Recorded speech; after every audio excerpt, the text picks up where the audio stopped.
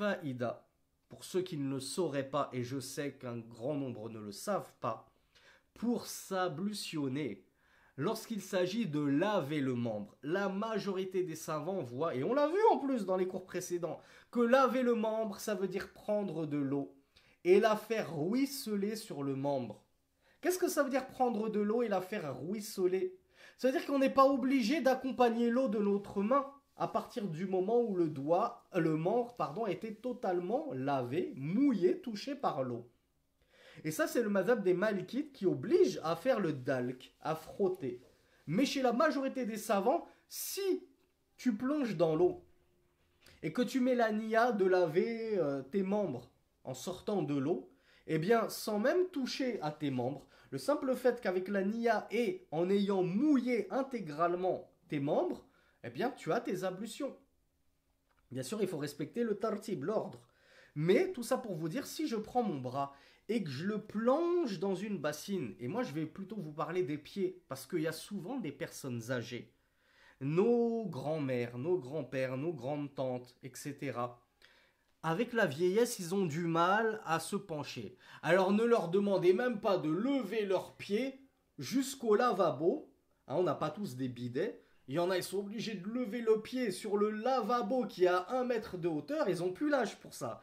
Déjà, nous, à 40 ans, on commence à bégayer parfois le matin au phage. On est mal réveillé, on titube un peu quand il faut poser le pied sur le lavabo. Alors, demandez pas ça à nos grands-mères de 70, 80 ans. Bah oui, on leur demande pas ça, justement. Donc, qu'est-ce que tu fais? Si ça t'est simple, tu mets ton pied dans la bassine ou dans la baignoire, si tu as une baignoire, ou la douche. Tu prends le pommeau de douche et tu arroses ton pied comme ça, des orteils jusqu'à la cheville et le talon. Tu fais bien attention que tu aies bien mouillé tout le pied. Et tu n'auras pas besoin de gaspiller toute une bassine d'eau pour cela. Et tu n'auras pas besoin de lever ton pied jusqu'au lavabo.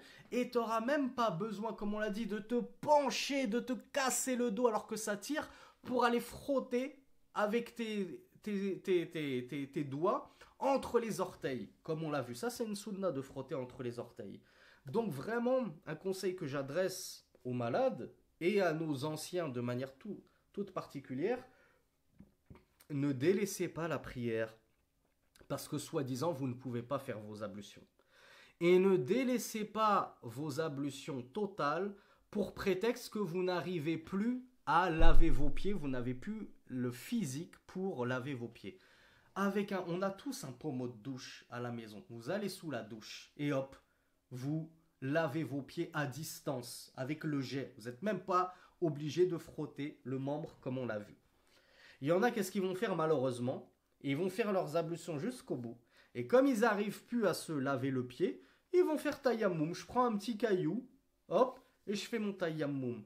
On vous a dit, craignez Allah autant que vous le pouvez. Il y a un ordre à respecter. On veille toujours à faire les choses dans l'ordre. Si je ne peux pas faire ça, je procède à l'étape 2. Si je ne peux pas réaliser l'étape 2, je procède à l'étape 3. Si je ne peux toujours pas concrétiser l'étape 3, je procède à l'étape 4. Mais c'est pas tu passes de l'étape 1 à l'étape 4 directement.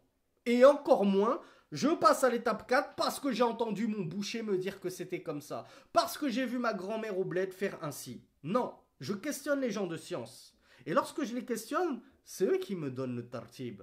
Les étapes 1, 2, 3, 4. Et là, je comprends qu'en fait, les choses sont déjà codifiées. Elles ne sont pas laissées au fruit du hasard, chacun fait comme il veut, c'est au pifomètre, je pense que moi je vais les faire ainsi. C'est pas tu penses, tu les fais comme les savants t'ont expliqué qu'il fallait les faire.